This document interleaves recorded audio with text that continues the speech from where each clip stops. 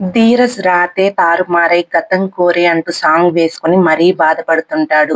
ఊరుకోరా చిన్నోడా అంటూ ఓదారుస్తారు ఇద్దరన్నలు. ఛీ దీనమ్మ జీవితం ఏం జీవితంరా నాది, దరిద్రానికి నేనంటే లవ్ ఎక్కువ అనుకుంటా. అది నన్నెప్పుడు హగ్ చేసుకునే ఉంటాయి. పొరపాటున కూడా కాసేపు నన్ను వదిలిపెట్టడం లేదు. దానికి నిదర్శనమే ఈ చినిగిపోయిన షర్టు.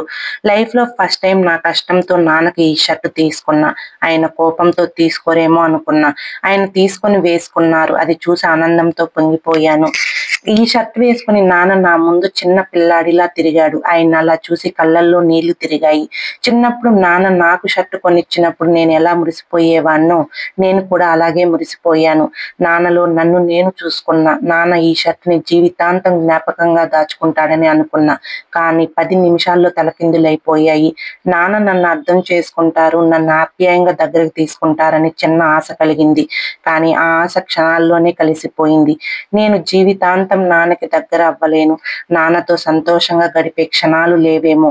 నాన్న నేను పక్కనే ఉన్నా సరే కలుసుకోలేనంత దూరం పెరిగిపోయింది మా మధ్య. నేను నాన్నకి శాశ్వతంగా దూరం అయిపోయాను. దీనంతటికీ నేను ప్రేమను పెళ్లి చేసుకోవటమే కారణమని కన్నీటి పర్యంతమవుతాడు ధీరజ్. ఇక రేపటి ఎపిసోడ్ లో ప్రేమ కోపమా నా పైన అంటూ సాంగ్ వేసుకుని ధీరజ్ కి క్షమాపణ చెప్తుంది. మరి ధీరజ్ సారీని అంగీకరించడా లేదా అన్నది రేపటి ఎపిసోడ్ లో చూద్దాం. ఈ వీడియో మీకు నచ్చినట్లయితే లైక్ చేసి పక్కనే ఉన్న బెల్ ఐకాన్